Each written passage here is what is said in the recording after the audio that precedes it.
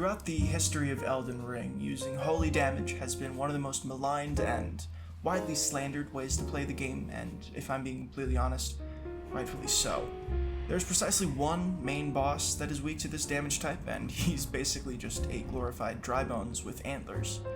On the other hand, 12 out of 15 main bosses in total have at least a 40% damage resistance to holy, with 3 of them having a staggering 80% damage resistance. Oh, and did I mention 2 of those 3 are mandatory to beat the game? One of which being Malekith, the boss of the penultimate area, with the other being Radagon and Elden Beast, the final boss of the fucking game, so it's kind of inconvenient. This naturally gave your average golden vower a golden shower, and as if to add insult to injury, while these late game bosses, tank holy damage like an alcoholic can tank Smirnoff Ice, they certainly had no problem obliterating the player with the amount of holy damage they're capable of dealing to you. This left holy weapons feeling like the biggest scam in the lands between, as Queen Marika herself had descended from the Erd Tree with outstretched arms to tell you about an exciting investment opportunity in the crypto space called the Erd Coin or some shit. Poor Morgoth would probably invest his life savings and go broke in a couple of days if that ever happened. Anyway, there were always some notable exceptions like the Crucible Knight weapons, but many of those weapons dealt primarily physical damage, not holy damage, and they just had like a little sprinkling of holy on top, or they just ended up being super situational, like Coated Sword, for example. But all of that was about to change. Shadow of the Erd Tree was a DLC added to the game this summer, and while some game journalists would have you believe the only rewards in store are cookbooks teaching you how to make madness-inducing grape soda, the DLC brought a total of 103 new weapons to play around with, 4 of which being of the legendary variety. On this legendary list, 3 out of those 4 deal some type of holy damage, and using 2 of them in combination creates a build so powerful and so devastating, it takes those quote-unquote resistant bosses and beats their ass so bad their grandkids will be telling scary stories around a campfire about the time Auntie Malenia got a golden Death Star laser shoved up her ass. I'm of course talking about the EUPORIA and Sword of Light, but I'll circle around to that second one later. The EUPORIA is, to put it simply, just incredible. It's a legendary twin blade found in the final area of the DLC, which may sound daunting, but you actually only need to kill 2 bosses to get it. Granted, one of those bosses is Mesmer, not to imply sneaky Boom Man is a pushover, but you can actually pick up this bad boy earlier than you might expect with plenty of bosses left on your hit list. This weapon's skill, or Ash of War, lets you twirl the blade in front of you, kind of like that one skill on like Renala's staff that she does in her fight, but the trick here is when you buff the weapon, instead of just doing a short-range melee spin, spinning the weapon fires a long-range beam of light that does incredible damage and can be held for a pretty crazy long duration. You buff the weapon up by landing 3 light attacks in quick succession or 1 charged heavy attack. Used to be a lot more and the buff would disappear way quicker, but they changed it in a patch and now the weapon is just incredible. There are 2 tiers of damage buffs you can get. The first is just doing like what I said, 3 light attacks, 1 heavy attack, but if you do that twice in a row, the weapon's luster, or kind of damage buff, will reach its maximum stage, and dealing more hits after it's reached max damage will extend how long you can hold that buff for. The skill is not the only thing that changes, as the EUPORIA will also gain a significant bump in holy damage for your normal attacks. However, this bonus is lost when using the Vortex skill. Something that I really like about this weapon is how visual these buffs are, as there's 2 different tiers of like brightness almost as you get more damage, and by the maximum tier you can just see this kind of blinding golden glow around your weapon that matches the look of the laser beam it's about to shove up the face of whatever poor bastard is in front of it. But this lends itself to a pretty unique and addictive gameplay loop, playing aggressively and getting as many hits off as you can in quick succession, then taking advantage of the crazy weapon damage until you see a long enough opening to melt the boss with your show-stopping skill. Something I really liked about this weapon is how versatile it ends up being. While the holy golden fuck-off laser beam is obviously the main attraction, when fully buffed, the weapon does the highest damage out of any twin blade in the entire game, which is It's really saying something, as, you know, there's some pretty steep competition in weapons like Godskin Peeler or Eleanor's Pole Blade. There's some really good twin blades out there, but this one just out-damages all of them. And you can make several top-tier builds with it that focus on things other than the skill, such as charged heavy attack builds, multi-hit builds, jump attacks, or just raw holy damage. If you want to just destroy everything in your path without really even making use of the weapon skill, there's so many options, and it's pretty good at all of them. This weapon also, well, scaling best with Faith, it scales pretty evenly with Strength or Dex, making it accessible for tons of different playstyles who spec into Faith at least a little bit to pick this weapon up, and I'd say it's kind of a no-brainer. It's going to be pretty damn useful to you if you need a good way to deal holy damage. It obviously also combos really well with some of the other standard stuff you're going to find on Faith builds, like the buffs, you know, for damage negation, so you can play more aggressively. Stacks great with Golden Vow, and of course all the holy boosting stuff you're going to have is really useful with a spell like Malekith's Blackblade, for example, so you're going to boost that as well. You know, as well as the Talismans and other buffs I'm going to be using with this, which I'll get to in a moment. Another legendary weapon was added in Shadow of the Erdtree, which drastically improves the performance of pretty much all holy builds. Technically, there are two weapons that fit this criteria, but they're basically just clones of one another with inverse effects. The Sword of Light deals holy, or it deals holy damage, but it increases the holy damage you deal by 20%, while the Sword of Darkness decreases enemy resistances to holy damage by 20%.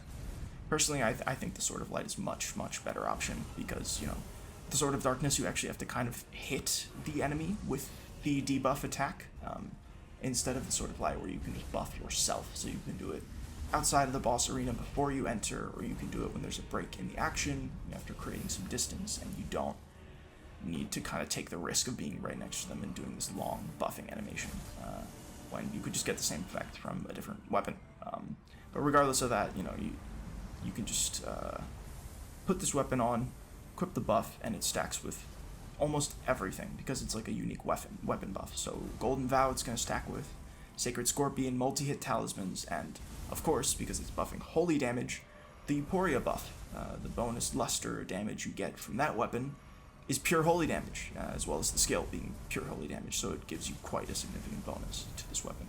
And what's even crazier is once the Sword of Light skill is used, you can just put the thing away, because, you know, I know nobody's using this as an honest-to-God weapon, and you keep every bit of the damage, so you can just go back to two-handing your Twin Blade, or put a seal on, or whatever the fuck, and you won't lose any of that buff you just got, so it's pretty easy to just swap to and put away.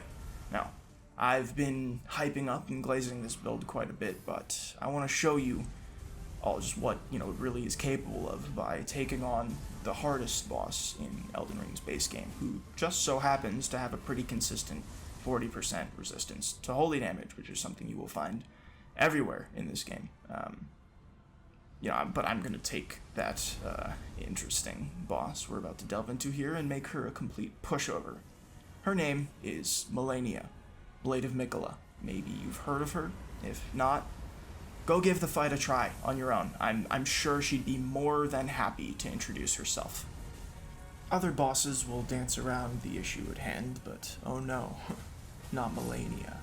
She doesn't bend to the whole woke mob, you know, clamoring that bosses should be all these made-up snowflake terms such as fair or dodgeable, whatever that's supposed to mean. And instead, she exercises her God-given American right to just straight up kick your face through your ass and kill you whenever the fuck she damn well feels like it. Oh, and on top of having a trump card move that's nearly impossible to dodge without practice or preemptive positioning and just kind of divining when she's about to do this move, she heals herself. Every single time she hits you, she heals herself, regardless of blocking or shields.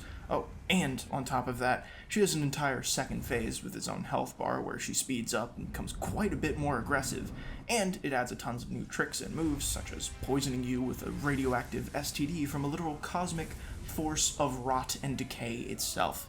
And she starts and closes out the second phase of this fight with an attack where she flies up into the air, turns into a fucking flower, crashes back down towards you, and nukes the entire arena with this toxic, Blossom that will one-shot you if you're caught in its radius. Oh, and she can still do her one-shot attack from phase 1, and she has an attack where she summons like 5 fucking clones of herself to attack you all at once, and she can fly now, and she can still heal herself, and which works on spirits or other players you summon to help you, by the way, and she has stagger cancels, and she okay, you know what? Everything's fine. I need to calm down.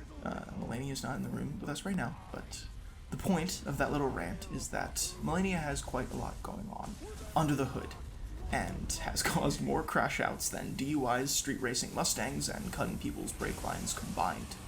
The important takeaway here, though, is that when she says she's never known defeat, this bitch ain't fucking around. Even though she's kind of lying, though. I mean, come on now, Malenia stands. Let's keep it real. Radahn beat her ass. I don't care what lore, explanation, and fantasy bullshit happened afterwards.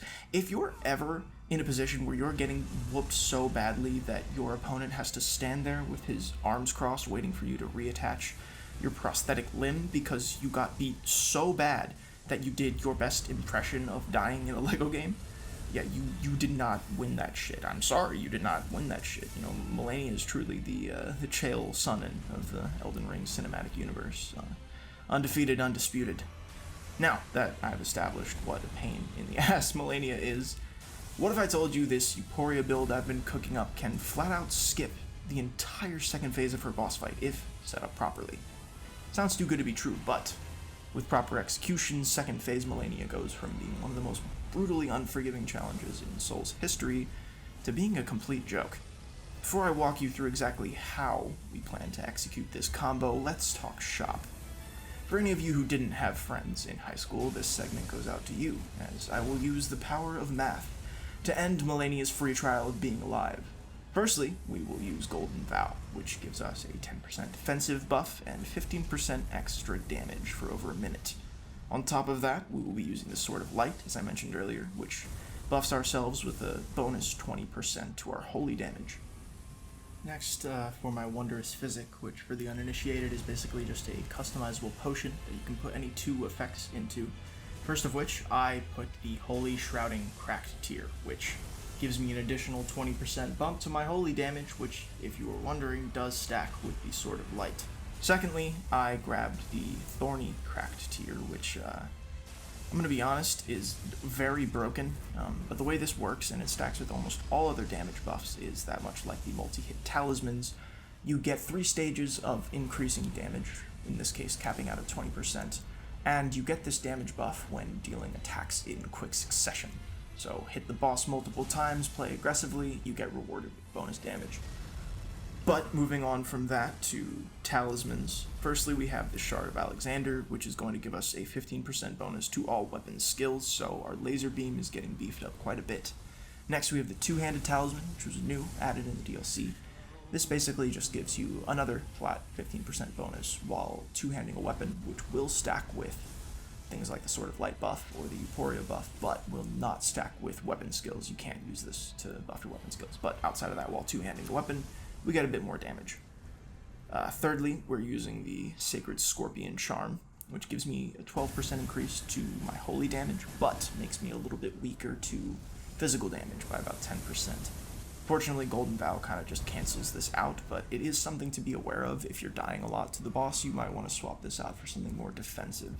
The Dragon Crest Great Shield, for example, can be found not too far away from Malenia's boss room, and it can be a pain in the ass to get, but having just extra damage might be more important than boosting, or sorry, not extra damage resistance might be more useful than just boosting your damage by an additional 12% if you're dying a lot. Something to consider. And lastly, but not least, we have the Rotten Winged Sword Insignia, which, let me tell you, this is just such a strong talisman. You also gain this pretty recently, right before Malenia's boss arena, if you do Millicent's questline and ally yourself with her. And much like the Thorny Crack tier, this has 3 stages of increasing damage that reward you for doing multi-hits or attacks in quick succession. This caps out at about 13% and will stack with the laser beam, will stack with Two-Handed Talisman, the holy buffs. It's just a great talisman.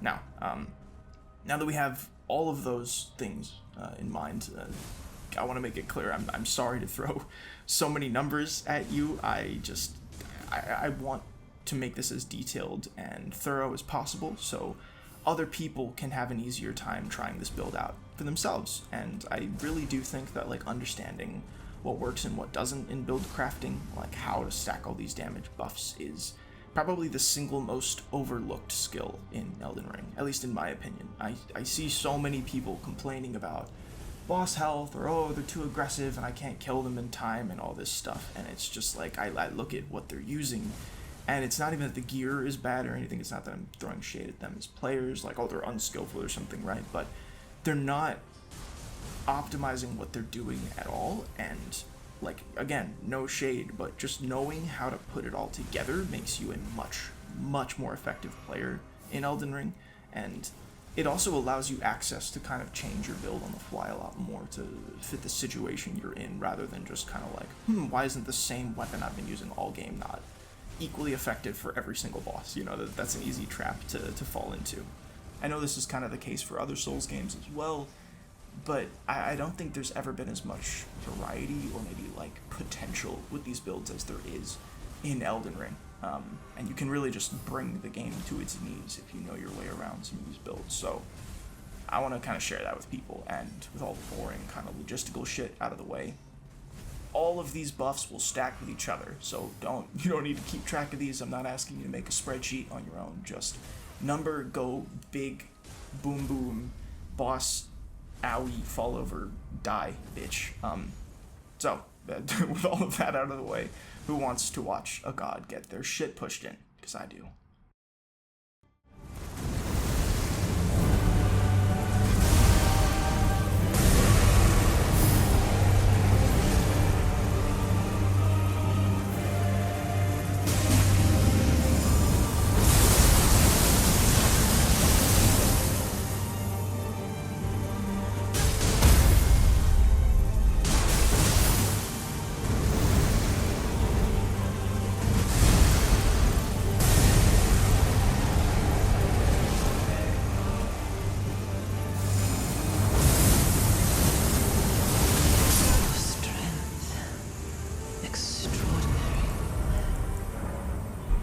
The mark of a true